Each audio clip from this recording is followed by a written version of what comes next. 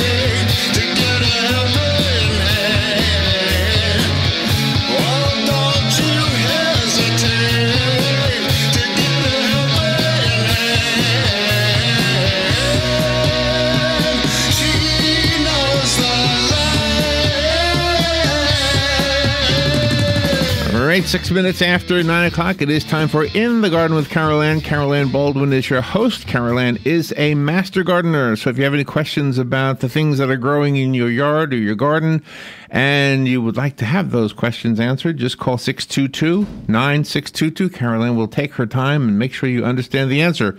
She doesn't push you through it. It's not a quick thing, right? No, sometimes it's not. Sometimes it's detailed. Unless you call it, 59 minutes after, then we have no choice. Then we have no choice. And today's going to be a little shortened version as well. Yeah, got to hobble and go hit a doctor's appointment. Yeah, if anybody, you've been a specimen lately. I have. It's like you hit a certain age and the warranty runs out, and next thing you know, parts keep breaking on it and whatever. But I did something to my knee yesterday, and I don't know what. And you knew right away you did something. Oh yeah, I felt it. I'm not sure. Sometimes you have something that you think you hear it, but maybe it was just the feeling. Yeah. But something went pop. And you knew it. And my knee, that wasn't pleasant. Oh, no. I was as I got home from where I was, and I'm going, I'm hoping there's crutches in the closet. I'm hoping there's crutches in the closet, and there were. I was going, thank God for a clumsy grandson. Oh, wow. Yeah. Because they were his crutches. So it's like child-sized crutches. But guess what? I'm short enough that they fit. They work. Oh, wow. But, yeah, so I'm muddling through it. And, so today you go and he looks at it. Yeah. Hopefully, they fit me in this morning. But it was at 10 o'clock, so it's one of those things. So I'll have to run early. I'm just grateful I was off today and yesterday that it wasn't like, hey, guess what? So can you trade gardening advice for medical advice? Does it work out that way? I don't think you have to pay nowadays. money? Yeah, I gotta pay money. Crazy. Yeah, I know, just crazy stuff. But hey, they went through a few more years in school than That's not true. You've been doing this for how many years? I've been doing this, but I haven't. And mine's well, I guess you could say theirs is a vocation, a passion, for what they do as well. But so.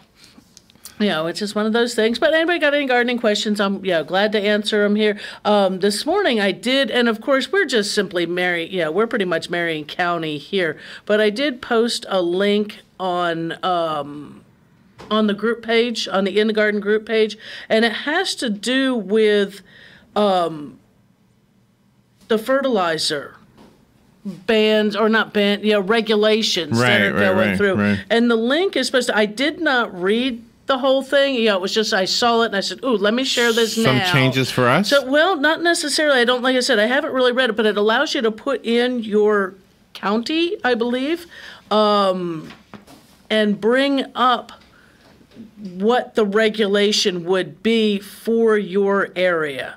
Let me see if it actually is. I just tried to open it. I may have. It's like the CLCE's Florida Fertilizer Ordinance mobile web app. So it's giving you, I guess, a link to get to the app that allows you to know what is the regulations in your area here in Florida. And sometimes it's one of those kind of things, I guess maybe for us in the field, to say, here's what's written down. Here's, for this area. Because I want to say Lake County last year had brought in ordinance on fertilizing during the summer months. And it was not as stringent as the ones in, I always want to say Hillsborough and Pinellas counties, where you cannot even buy it. Nitrogen-based fertilizer from June the 1st through in October that county, 3rd, though, in right? that county, or apply it. You can't buy it, can't apply it. Lake County, my understanding was you could still purchase it. It was up to the homeowner, the applicator, to know the rules and not apply it during that time. So to be more educated on what you're doing, which more and more people are becoming educated, I think. They are listening to whether or not it's recommendations from, Right. that they've gone to their local extension office, they've maybe listened to this show, they've taken a Master Gardener sponsored program on lawns, they've been in Florida-friendly landscaping programs or things like that, and are actually listening to some of that. And I think in, at least down, say, the Villages area, where that's partially in Lake County, it's in 3 different counties actually, that they are new homeowners or new residents are learning a little bit about that, and some of them are listening. Have you ever known somebody who actually got a citation for violating those ordinances? I don't. Even a watering one, when the watering restrictions, I've never known anybody. Who polices that? Generally your neighbors. Oh, okay. Yeah, or in instances it could be HOAs even. That kind of thing. I go, and hey, listen, you're not allowed to do this. And the reason on the fertilization, I mean, there's a reason. I mean, we are limited. We're a peninsula. Our water all comes from the aquifer. We need clean water. I mean, we've seen this past year with the algae blooms and the naturally occurring red tide, probably was influenced by some of the pollutions, but red tide does occur naturally. The other green one that was released out of Lake Okeechobee, that's something that is a direct correlation to what do they call it? Non-point source pollution, where the pollution actually came from, miles and miles away, and just takes time to get to it. In other words, the algae proliferates because of the high nitrogen sources. Okay, same thing that helps your lawn grow. Right, is what's going to grow algae. Same reason we don't like to blow the leaves or the grass cuttings down into the street to go down the storm sewers, because guess what? Those storm sewers work their way down, further down the line into creeks and rivers and things like that. It looks like you have a phone call. Right. Good morning. You're on there with Carol Ann. Good morning, Carol Good Ann, morning. Larry. Yeah. Hey. How about, since we're talking about fertilizer and lawns and things, is it now the time to start putting down weed and feed? No, according to the instructions? Not yet. If you more than likely have not needed to mow your lawn, which means your grass has not come up out of dormancy yet, even though we had warm weather. Normally we tell people to wait until mid to end of March. Well, I know I've had to mow the lawn, and it was, as a matter of fact, I did it yesterday, and I did put down in the front yard that weed and feed. Okay. Now, did you need to mow the grass, or was it the weeds were getting tall? The grass and the weeds were getting tall. Yeah, because especially in my backyard, grass was really high. Right. Well, which is unusual, because most people's lawns have not really come up out of that winter time. And here with this, here we got a week now with more seasonably cool. If we'd have been having these temperatures 2 weeks ago, your grass would not have needed to be mowed. Probably. And but we what have I'm, this what week. I'm getting at is, I had that uniform brown covering on my property in the front yard. Yeah.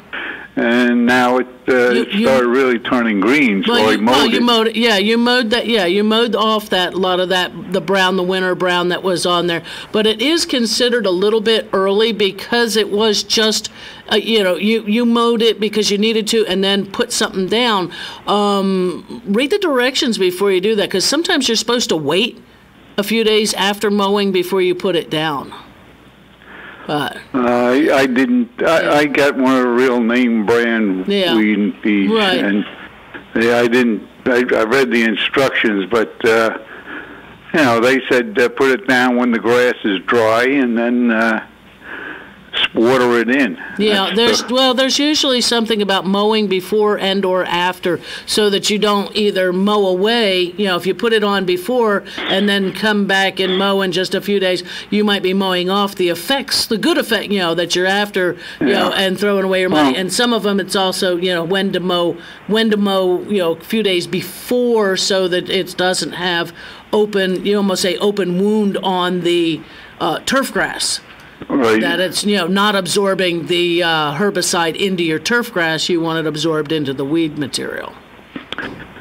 Well, anyway, I know I wasn't the only one. Yeah. Oh no, you're not. You're not. But you may find that your effects were not necessarily, or in a couple of weeks down the line, exactly what you wanted, because it really is considered too early. Weed and feeds for Florida really stink. This is the time of year to put down the herbicides.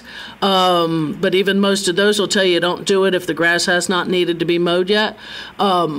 But it's not quite time to feed it because it's not fully awake and ready to grow. It's with cool temperatures this week slowed everything down, and it's going to be more seasonably warm, I believe, seasonably cool throughout the rest of this week and the first week of March. Yeah, that's. I don't know. I never seem to get anything right there as far as growing stuff goes. I'm just going by the looks of everything, and mine was a beautiful shade of brown. Right. And then all of a sudden it popped up, really turned green.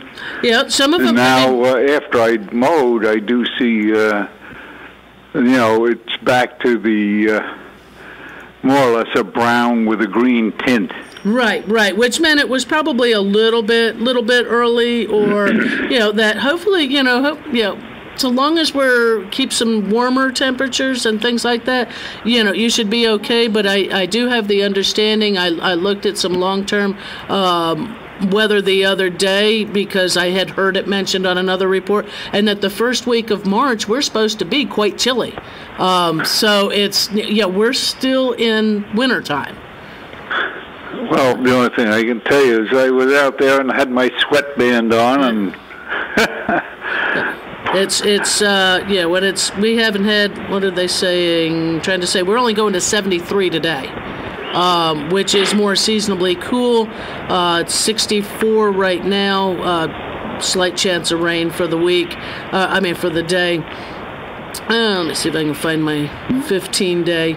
We've got a few days going up towards the 80s, but then we're back into the 70s once again, which is seasonal for this time of year, meaning it's still the winter months and not really yet time. Let me see. Wednesday, March the 6th. At this moment, we're still, time out. 62 degrees for our high with a low of 37. Your grass isn't going to be feeding. Oh, I hope the temperatures are cool. I'm no fan of mowing. Right. So anybody else, you've gone ahead and done, and so that's not going to change that. That's already going on. Yep. And that. So, but anybody else listening, I would hold off. All right. Thank you. You're welcome. Thank you, Larry, for the programming, and thank you for coming on the air, Carol Ann. My pleasure. Thank you for being a listener. Have a great day, everybody. Thank you. You too. Bye-bye. Yeah, thank you. It is kind of hard to figure what the... It is, but if you think about it, the calendar still says it's wintertime. Yeah, right. The calendar, it is still winter. Days are still shorter. Nights are still longer. Temperatures are supposed to be cooler. Even though we were warm, take a look at it. Our last expected frost date's not till the middle of March. Spring doesn't start till the end of March. It's winter just like everywhere else. So we don't put fertilizer down on top of snow, or even if all your snow might have melted over the last few weeks or something like that, it's still wintertime. Still doesn't take it up properly. So, and you don't want to throw your money away. Yeah, a couple of phone calls coming in. You ready to take these? Sure. Come on, you're on the air with Carol Ann. Good morning. Good morning. I just brought my pots of amaryllises onto the deck from where I don't see them all winter, and they're just huge. I mean, they're they're just too full in the pots, and they have long sprouts on them. Is it going to hurt them to transplant them now? Have they bloomed for you yet? No. I would wait till they're done blooming to put them in the ground or into a larger pot. Normally, if they're in the landscape and we're going to move them, we do that in about September so that they'll then rest through the winter, come back up in the spring, and be set to go. But if they haven't put their bloom spikes up for you yet, I would wait to move them into a larger pot or in the ground. Yeah. Oh, I'm glad you called. They're so big. I think they're gonna break the pot. Yeah, but I don't want to damage the plants. They're so beautiful. Right, right. And you want your bloom. That's the that's the big thing. So yes. So. Okay, well, good luck with your knee. Thank you. I'll keep everybody informed on the site. Okay, thanks. Yeah. Bye. And speaking of the site, don't forget, Carol Ann does have a Facebook page that is a companion piece, I guess you would say, to the radio show. And you have another phone call. Great. Oh, also, Carol Ann is only doing a half hour today, show, so she can get to the doctor. So get your calls in right now. Good morning. You're on there with Carol Ann. Yeah, good morning, Carol Ann. Good morning. See, they're telling us that if you're a user of Roundup product for weed and grass killer, right, that it possibly could, because of the chemical involved, it can cause certain kinds of cancers eventually. But my question is, okay, let's say I'm a user of that product, which I am. Now I'm going to go over to a different product that has the same effect of killing weed and grass. Aren't the same chemicals in other different products? Only in some of them, and unless you're bathing in it or you're spraying it on yourself, the odds of you getting a cancer from that is very low. Otherwise, we would have had lawsuits like this many, many years ago, being the glyphosate chemical's been on the market for as long as it has. Kind of thing. If you're using it as a spot spray, as you normally would, and following the directions, using what we call PPE, personal protection equipment, which is gloves, shoes, closed-toed shoes, making sure that you're not spraying it on your person, you're not, you're aiming it away from yourself and you pump up your sprayer, just common sense safety kind of things. Your odds, you're not using it, you're not a commercial user, you're not getting that overexposure, because, like anything, I mean, pumping gasoline, they tell you, can cause cancer. But I don't believe anybody's suing the petroleum manufacturers because, we're going to stop gasoline because, people accidentally get it on their hands. Wash your hands after using it. Wash your hands, thoroughly with soap and water before, eating, chewing gum, using tobacco products. All that's on the label. Yeah, exactly. I recently I have changed over to a different product that still is a weed and grass killer. Right. And not only is it cheaper than Roundup, but it's just as effective. It works the same way. Yeah, and actually, there's another brand out on the market that is a different chemical than what the Roundup, than what the glyphosate is, and it actually will kill off a couple of different weeds that the Roundup won't. That it won't touch. So, in some instances, maybe it is a good thing to change up on it. And just, again, with anything, your fertilizers, potting soils on the bag will tell you to wear gloves when using it, because the fertilizers and just the organic materials, getting on your, in your skin, or, possible ingestion of these, common sense, you don't want to do it, Yeah, I've learned from experience a long time ago using that product, which I like because it works good. If that fine spray gets onto a bush or a plant or something else, it'll knock it. It'll do some damage to it without any trouble. Right, it can. Right, it's what we call overspray, or non-target overspray kind of thing. That's why we usually say use a piece of cardboard or something between your shrubbery if you're edging along the side of your beds to try to keep the grass out of your flower beds or your shrubbery beds, is to use some cardboard up against that while you're spraying, so that it's not, and to do it early morning on a calm day, all those different kinds of things. Okay, well, thank you very much, and good luck with your doctor appointment. Thank you. Thank you. Okay, bye now. Bye-bye. So I have a quick update on my apple tree. Mm-hmm. It is showing growth. At the very top. Tips, at the very top, some little leaves coming up. Are coming. Cool. So maybe there's hope for it. I thought it was gone. Back. Nah, it's okay. It'll be fine. So I have it now out in nature. So right. So rain is how it's getting watered. Right. Which was the secret to my success for every other plant I've ever had. In other words, just do nothing. Let God take care of it. Right. Many times we do. We over care for plants, and like you said, you went from the pot. It went from the pot in here. You stepped it up as it was growing, and then took it home. But you were probably watering a little too much because that pot was so big. And you're thinking, oh, I'm just not getting enough water to it. And a lot of people do that. I have a lot of folks that come into the store. They have big planters, especially in the villages, because they, maybe they're not there year round, so they like to plant the pots while they're there. But they're huge, and they water them every day. Why did my plant die? You're watering it every day. So what happens? It drowns? Yeah, you drowned it. Yeah.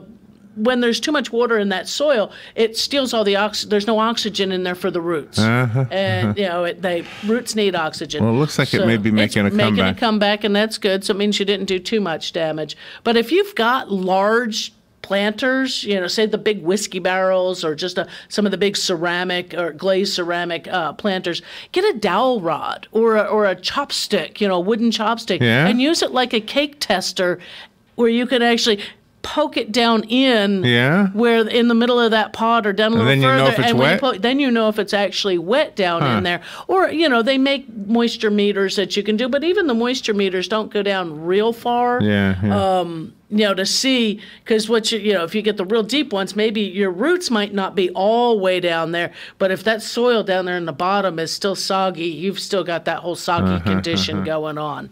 So Just watch. Don't overdo them. You're replanting new plants for this year. You're transplanting some up that have been, they've overwintered. It's spring's coming. I want to put them into a larger pot to get them a good start. You're using fresh potting mix.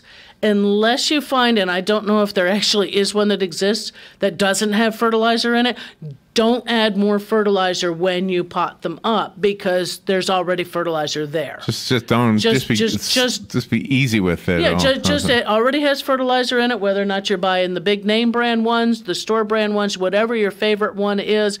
Look at the package. It's going to tell you it's going to either feed for 3 months or 6 months or 9 months, has a slow release fertilizer in it. Even if you had a leftover bag from last summer and you do, so long as you kept it dry, that fertilizer is going to still be active, or at least I would give it minimum of about 6 weeks before I added even something like an Osmocote or Dynamite, where it's a slow release, long-term fertilizer. I do think your information is equal to that of the doctor you're going to see. So I would barter with him. I would say, I'll tell you about your garden if you'll fix my knee. Fix my knee. I'll even bring you flowers. All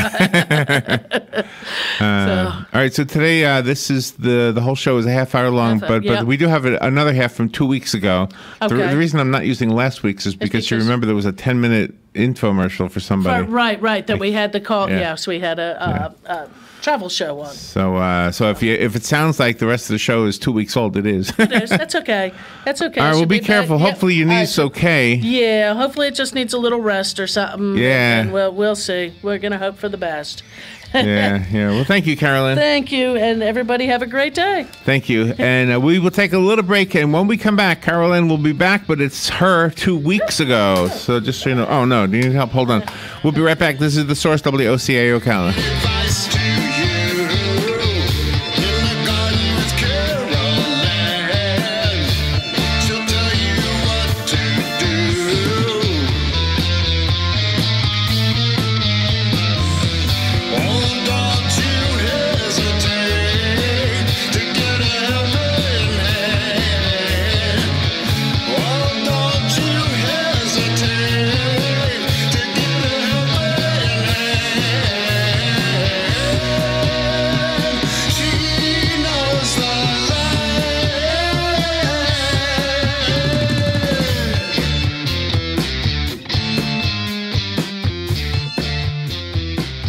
Broadcasting from the Paddock Mall Studios, this is WOCA, Ocala, Gainesville, The Villages, 1370 AM, 96.3 FM, The Source. Fox News, I'm Chris Foster. President Trump arrives soon in Hanoi, Vietnam. His second summit with the North Korean leader Kim Jong-un starts with a dinner tomorrow. There's almost a carnival atmosphere here, with American, North Korean and Vietnamese flags hanging from lampposts. When the leaders meet, the big question will be the same posed at their first summit last year, whether North Korea is ready to abandon its nuclear weapons program. Fox's Simon Owen in Hanoi. Blocked in the Senate a bill requiring doctors to treat babies born during abortion procedures as they would any other infant. Democrats like New Hampshire Senator Jean Shaheen called the bill another line of attack in what she calls the ongoing war against women's health. The bill's author, Nebraska GOP Senator Ben Sass, tells Fox almost everybody who spoke against the bill just made up stuff. The bill was voted down 53-44, with all the 2020 Democratic contenders that are currently serving in the Senate voting against it. Fox's Sean Langell in D.C. This is Fox News. It may not be stomach issues. For me, it's intense gas, or pain, or diarrhea, sometimes all at once, over and over. I spent years with the symptoms, but could never figure it out. No matter what I did, they never went away. So I decided to break it down for my doctor and get really specific about my symptoms. We discovered that exocrine pancreatic insufficiency, or EPI, may be the reason for my stomach issues. EPI is caused by my pancreas. It leads to diarrhea, gas, bloating, stomach pain, unexplained weight loss, and oily stools. The symptoms just don't go away. But EPI can show up with even one symptom. The good news? EPI is manageable. But to get to the right diagnosis, you have to break it down for your doctor and get specific about the severity of your symptoms. Visit identifyepi.com to learn more and use the symptom checker to help change the conversation with your doctor. Brought to you by AbbVie.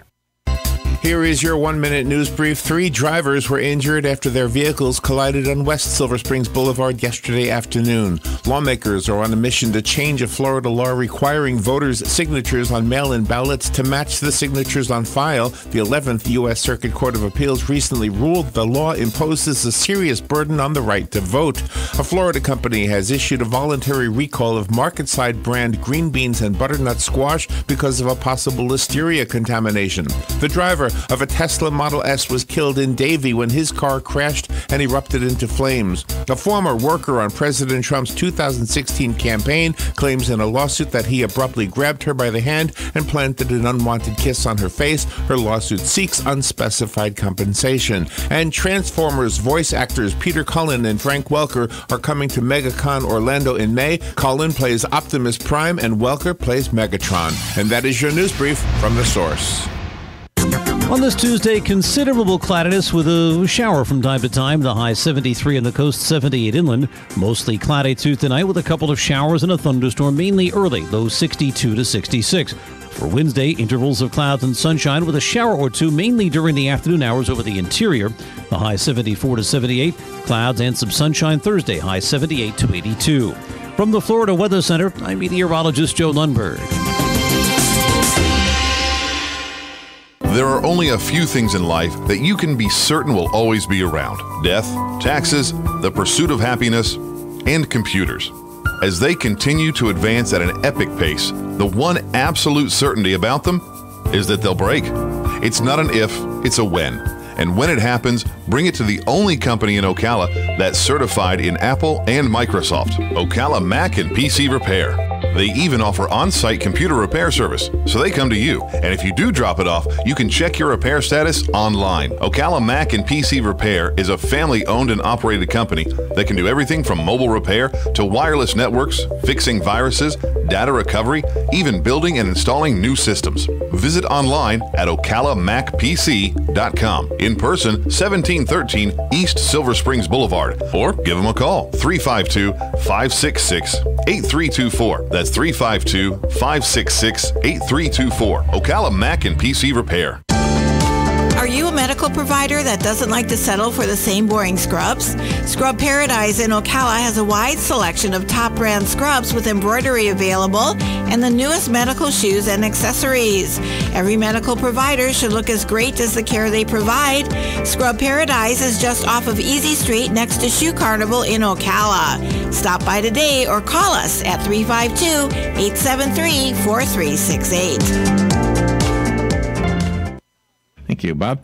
Let's return now to Carol Ann Baldwin. We're in the middle of the show called In the Garden with Carol Ann. By the way, there's a companion Facebook page that goes with this radio show that Carol Ann started. It's simply called In the Garden. Yep. You can use that as a way to show Carol Ann a photo of something you have a question about, right? Or just to show off how great you're doing. You've done, or if.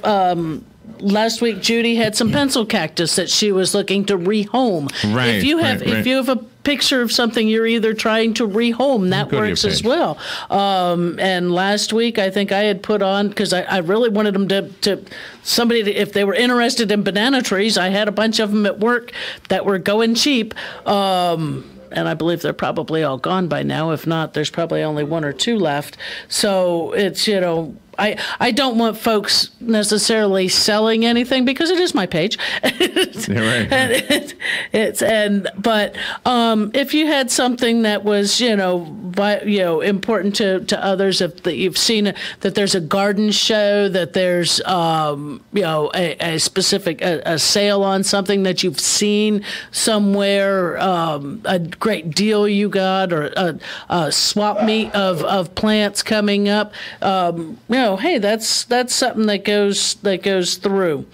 So, and I know Joe and I said to save the bees by planting these. Yeah. Well, these are different plants you can plant in your landscape that will provide nectar for bees, because bees have taken a hit over the last 10 years. They're saying some of the bumblebees or things like that have become extinct, which I don't know how, because I've seen bumblebees. So it varies on things like that. So yeah, it says poppy. There's sage, poppy, there's poppies. Some of these I never heard of. Borage, poppies I don't think too good here. Thyme, geraniums, cilantro. There's music on it too. Oops. Sorry. Yeah, are you looking at it? Yeah. Yeah. Yeah, I mean, I didn't open the video, but it's just on the cover of it. So, please feel free to use it and utilize it. Who knew? I didn't know that. So just go buy some of those seeds and plant them around? And plant them. You can either or just get some plants of those. Sometimes you can find just the plant. Another thing is in the springtime, if you plant broccoli and cauliflower and things like that, or broccoli and cabbage, or I guess maybe not cabbage, the broccoli. Uh-huh. Okay, we'll go with broccoli. Let one or two of those last little side branches go to seed, go to flower. That's some of the first food, some of the first nectar for bees during a season. Oh, they're neat. Little yellow flowers. I mean, that's what broccoli is, just a flower bud. That's that we consume. We consume it before it opens. But so if you let one or two of those side shoots, sometimes you'll pass some of these truck farms where they're doing some of the local produce and things like that, and you'll see a whole lot of little yellow flowers going down, and some might even be their mustard and things like that, allowed to go to flower, because that's encouraging the bees to come visit and come, make an area there in their fields, and that way when they're planting things that are going to need those bees, they're going to be nearby because you've kept them nourished through the time. So that's a good thing to do. And if you are planning out that garden, just like the one report was saying, to plan to can or plan to freeze, think on that as what's coming up here in the next season. Here we're in mid-January with the cold weather. It doesn't hurt if you've got your compost. You can go ahead and get that compost in the garden, get it raked out, get your fertilizer down, manures, things like that. I'm not anti-synthetic fertilizers. I wouldn't put them in too early, only because you don't want them to lose a lot of that potency for when you put your plants in. But if you've got potatoes going, you got your onions in there, make sure that you're getting those fertilized and kept.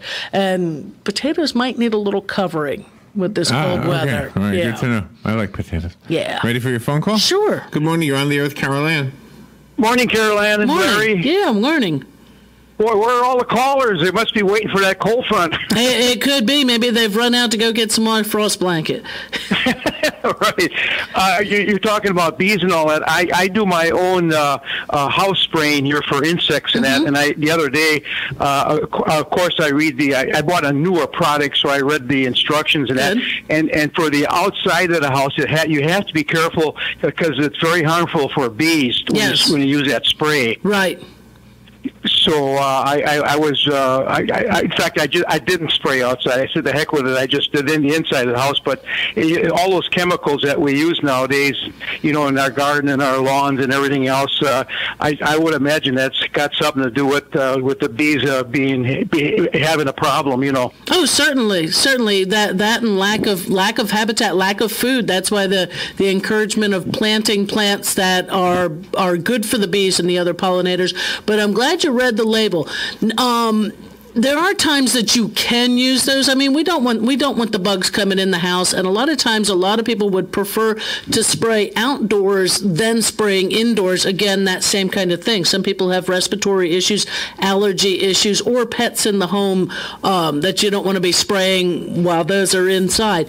A day like today where it's cold and overcast, or chilly and overcast, you can spray the outside of the house because your bees and those other insects are not going to be out and present. And they're not really calling for any rain for today, so it's not like you're going to spray and have it become ineffectual because it's going to rain, in 24 hours, kind of.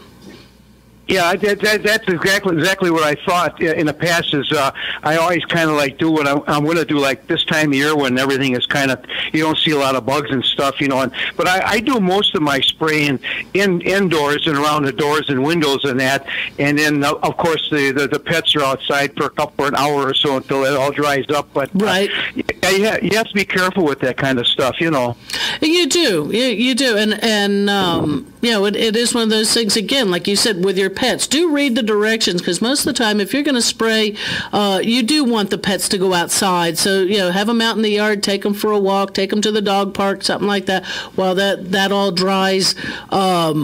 There are some, indoor use pesticides that are more botanicals. You just have to realize those don't really have much of any residual, or you might even consider more like a bait, type thing instead of spraying, at least within the animal's confines and things like that. Right. Living here in Florida, it's a must because of the climate and the bugs down here. I know, like up north, I can just speak for Wisconsin, but very little problem that way. A little bit, but nothing like down here where you have to really pay attention. Right. Well, we have a year-round issue with insects that do try to come into the home, and it's always those things. People will ask me, they'll be down here from up north, new their first year, and they'll say, well, why do they come in? And it's like, well, either they come in because it's too cold, or because it's too hot, or because it's too dry, or because it's too wet. They come in because it's advantageous. There's only a few pests that truly want to be inside. Most would prefer to be outside, but if there's a food source or a nesting capability, yes, they're going to come in. One little thing that I do, I have a cat. And so, but when I spray in because the food bowl's in the kitchen, I don't spray in that little nook where the cat food bowl is. Instead, I'll spray the other underneath the baseboards and the cabinets elsewhere. But near her bowl, I put like a bait station. Yeah. So if anything's coming over there by the food, it's not something that she's going to be there to where. I mean, I think it does seems to help. I mean, I don't have occasionally I find something inside, and normally it's walking crooked or trying to walking in circles. So it's usually dying off anyway. So right. You got to be a little bit careful too, like I did with. We've got 3 dogs, so I've got 2 water bowls, and you don't want to spray anywhere close to those water bowls either. Right. Yeah, the water bowls, the food bowls, and all of that. So it's always that's why I said I use the little bait things near there, where I can tuck one behind the tub that holds the cat food and not spray in that area at all. Good idea. So, But yes, we're gonna be waiting for the big cold front, which is nothing because, like you say, the people from up north think that 28 degrees is it's almost like swimming weather, you know. Yeah, they'll go out and take a nice brisk walk. Yeah. I mean, being raised in Milwaukee area, I know our record cold low was 27 below zero, and that was in early 1950s. And I've been through many 18 to 20, 24 below days, and it's you just stay indoors. It's a terrible thing to go through. Sure. And you kind of really feel sorry for all the animals outside, except except the birds and all the cold-blooded things. But like your dogs and stuff. Yeah, you have to. Gotta bring the pets in.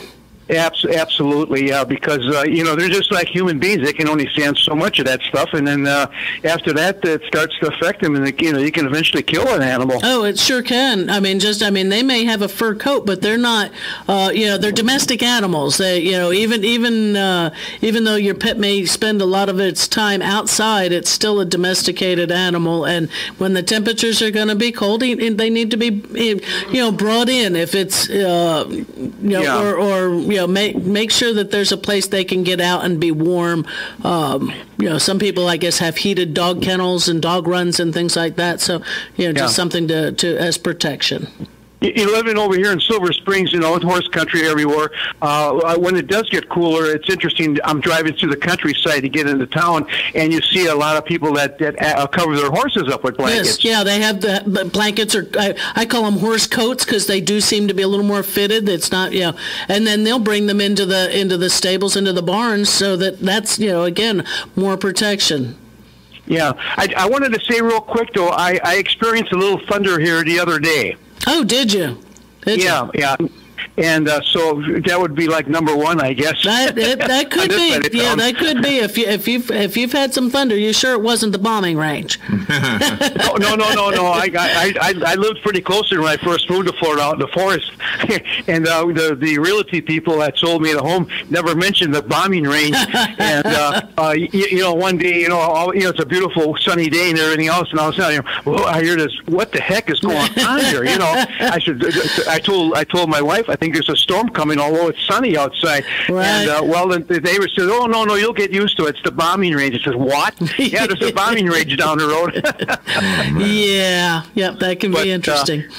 Okay, well, let's hope that we're only going to have one little cool spell, and that'll be it. We're getting close to February, so we're right in the middle of it right now. I guess the coldest 2 months are, like you say, it's the last 2 weeks in January and the first 2 weeks in February. That was always a deal up north, I think, pretty close to down here. But if I always felt if you get to Valentine's Day, you're pretty much out of the woods, Yeah, February can be pretty rough, even the whole month of it until even the first part of March sometimes for us. So it's just one of those things, just because the way that jet stream brings the weather across. Yeah. But for the northern states, I guess it's just a little different because it might be just dipping down one more time for us.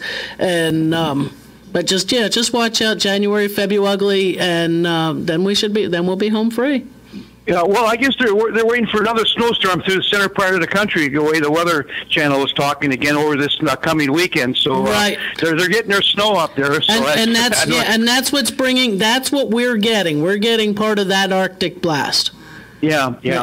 Okay, nice talking to you. Have a great day. You too. Thank you, Hugh. Yeah. And just another invitation, if you want to call in, the number is 622-9622. Carolyn's got another 12 minutes before she has to sign off, so plenty of time to engage in a conversation. Yep. And I saw you had scrolled down through the Facebook page, and Robin had posted for me the Spring Festival flyer cover on there. And so don't forget, that is coming up March the 9th and 10th. It's always that first weekend in March. Mm-hmm. And over the years, there's also other events that'll happen in the state and kind of locally. You got Lou Gardens that are down in North Orlando area, happens the same weekend. But guess what? There's 2 days in a weekend. You could go to one and go to the other. You can take in both. Right. Ours was this weekend first. They moved theirs. Just so you know, we didn't move ours. They moved theirs because of the way Easter fell one year, and they never moved theirs back. 25 years. Master Gardener Spring Festival, the area's largest all-in-one plant sale and garden expo, educational seminars throughout both days. Minimal admission cost is $2. That's just nothing. That's nothing as compared to so many things. Free parking.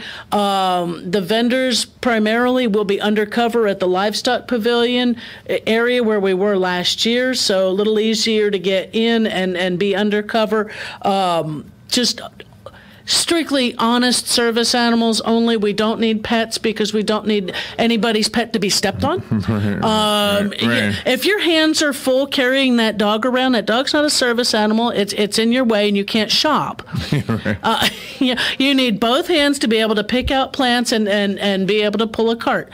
So mark your calendars for the Spring Festival. Is the Spring Festival open to the general public to like rent a 10x10 space, or that's not what this is about? This is not for the general public. Generally, these are vendors. These are people who are in the business. In the business. We usually have do I have a flyer? I have a flyer, but I don't think I have any of the business names. What did I do with all my flyers? Because I had one in here last week. But who is actually showing? And are you a speaker at the event? No, I have been in previous years, but I haven't been the last couple years, which is okay only because my time has been iffy. You speak every week or here. not. Yeah, and I speak every. That's right. You want to hear me talk? Just tune in. But no, it's local nurseries, it's local landscape services kind of thing, like something that's different. I don't want to say Bob Wentz is there because I don't know if they are, but I know Touch of Paradise has been there in the past. There's other ones. It is all garden related. There's always somebody there that are selling amaryllis bulbs. There's also educational ones where they're nonprofits like the Rose Society or Camellia Society, things like that. The county parks and recreation, things on water conservation. The kids zone has all kinds of different things. I mean, it's not just for kids to go through and learn about bees and bats and things like that are just so important to our environment. And they're there, and a lot of times we just don't know. They have everybody, bats, they're scary, things like that. But they're also beneficial. So it's one of those kind of things. So that learning on the different. When we went to that bat conservancy up I guess it's on the university campus. Yeah, I'm not really sure because the campus is so undefined. Is massive, yeah. It looks like it's defined, but it's not. But it's not really. Yeah, you get this over here. Yet there's a neighborhood right there. Right. Anyway. To be honest, the bats look cute. I mean, they look like little dogs with wings. They're little mammals. They are mammals. So, and they're furry, not feathered, and they're pretty cool, I think. Yeah. They call the larger ones flying foxes. So that shows you, where if you ever want to see them. I don't know if they have open doors all the time, but every once in a while they'll have. They do a couple of times a year, and then during, like I said, there is something on with bats going to be in the kids zone for the Spring Festival, and it's always a great time. And they. Only thing usually is that unless a particular vendor has the capability, it's normally cash or check. Unless a particular vendor has the ability to do their own slide of your card. But they also have their retail businesses. Many times are local. They're not all local. They do come from out of the area. Oh, really? So sometimes you could take a nice drive out into other parts of the county. March 9th and 10th. Yep. It's a great time to be had. And it's kind of the start of the season. And I've been telling customers of mine that come into the store where they're looking for some of the unique. Because I hate to say it, that big box stores carry the common. It's the run of the mill. It's the same thing year after year, year after year, year after year.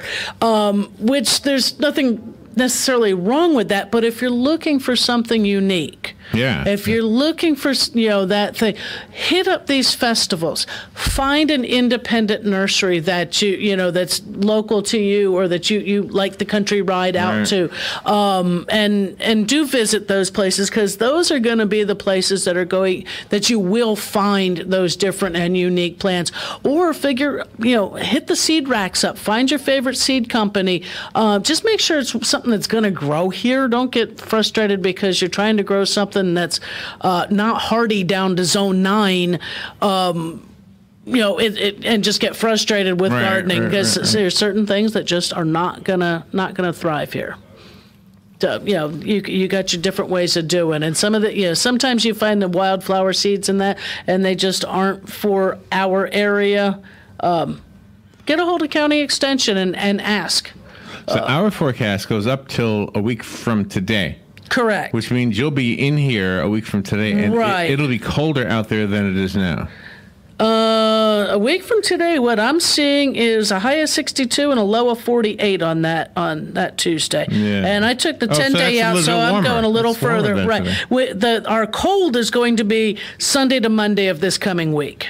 Okay, yeah, I see that now. Yeah. So and actually, I've got us run all the way out to to the end of January, and that is our coldest. So here, January, that's our ugliest coming up. But even tonight, 39, 37 Wednesday night. So do watch, some of those tender plants. You might, like I said, get some mulch raked up around some of them. Be prepared to protect them. Do the people with the little fish ponds need to worry about the fish? They may. Fish ponds usually, if they're deep enough, they're okay. That the fish will get down in the bottom. But if you have a heater, I have a turtle in a tank. He has a heater. Oh, okay. Oh, yeah. He has a heater and a heat lamp. So he's and the heater thermostats. So it'll shut it so I don't ever come home to turtle soup. When we were at the Cascades, when it would Cascades get really were cold. deep. Yeah, the Cascades are deep, so they do can get down underneath there into where the water's going to be a little bit warmer. Yeah. So I was worried about them back in those days. Mm-hmm. And you'll see that with a day like today, they're probably not basking. They're probably have got themselves tucked up underneath somewhere. Probably, yeah. And so. It's just one of those things, Yes, if you have fish ponds and that, make sure your heaters are there and plugged in, or and that to keep your fishes warm. Got a few minutes left. If you want to squeeze in a last-minute call, you are welcome to do that. Otherwise, check out the Facebook page that Carol Ann has created. It's called In the Garden. Simple as that. Mm-hmm. You have to ask to join the group, and then when Carol Ann says, sure, come on in, then all you have to do is behave, which means don't post any ads. Yeah, don't post anything. Be polite to other posters, and offer up some words of encouragement to someone, and post and share what you have in your garden and landscape. I'm predominantly, I like to grow veggies. I like to grow things that I can eat, but I do have some container plants on my deck that are just ornamental plants. So I do enjoy those as well. But here in your veggies, it is probably time, if you've got a place in the kitchen and a sunny, warm lanai kind of thing, of starting your tomato plants.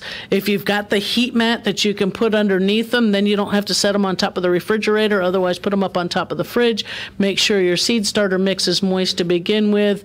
A packet of seed that might cost you $2.50 has enough seed to probably get you through this year and next. Once you've planted what you need, close that up good. Put it in a paper envelope, in a jar down in a crisper drawer in your fridge, and just don't forget they're there. Hey, real quickly, earlier you said that broccoli is like we eat the flower bud. Okay. Yeah. So if you didn't eat it, what would it grow into? It's going to open up, and you'll have small yellow flowers. And then it's no longer edible. Right. Oh, right. As soon as they start to turn yellow, if they starts to turn yellow, they will begin to get bitter.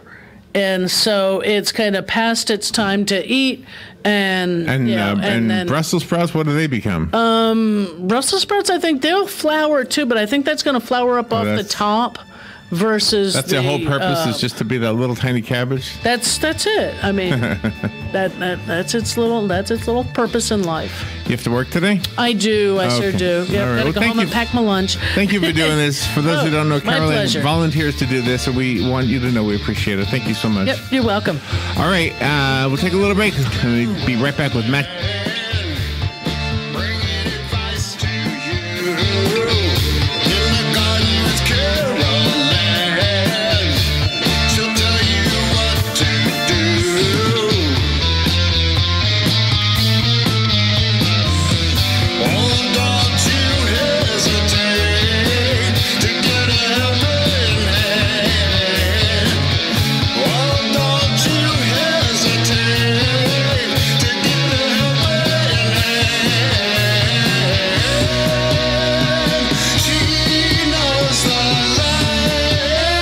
Broadcasting from the Paddock Mall Studios, this is WOCA, Ocala, Gainesville, The Villages, 1370 AM, 96.3 FM, The Source. Fox News, I'm Chris Foster. President Trump's arrived in Hanoi, Vietnam for his second face-to-face meetings with North Korean leader Kim Jong-un. The president is expected to meet first with Kim Jong-un for dinner tomorrow evening here. That's Wednesday morning in the United States. But while President Trump took to the skies to get to Hanoi, Kim went for a more retro option. He made the journey on his private train, spending 2.5 days chugging 2,000 miles across China to the Vietnamese border before being driven the final stretch. Fox's Simon Owen. A family murder in a Philadelphia suburb. Shanna Decree, who is 45, and her 19-year-old daughter, Dominique Decree, are charged in the deaths of 5 of the relatives. Bucks County District Attorney Matthew Weintraub says the dead include 2 of Shanna Decree's children, her sister, and her 9-year-old twin nieces. We're all heartbroken. He says the cause of death is still under investigation and a motive hasn't been given. Fox's Tanya J. Powers. This is Fox News. It's been called shell shock, war neurosis, and battle fatigue. Today, we call it post-traumatic stress disorder, and it affects 1 out of every 5 warriors returning from battle in Iraq and Afghanistan. The Wounded Warrior Project offers comfort and support for warriors with PTSD and all other scars of war, whether those scars are visible or hidden. Find out how to help, because for warriors, the greatest casualty